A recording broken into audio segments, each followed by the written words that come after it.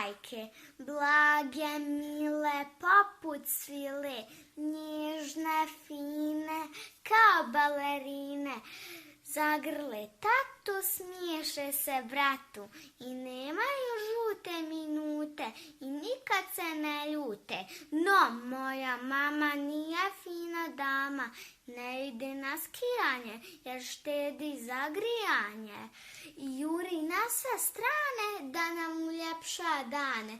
Glasno se smije i ništa joj teško nije. Ne zanima ju moda, malo nespretno hoda. Trebala bi na dijetu, ali meni moja mama najljepša je na cijelome svijetu.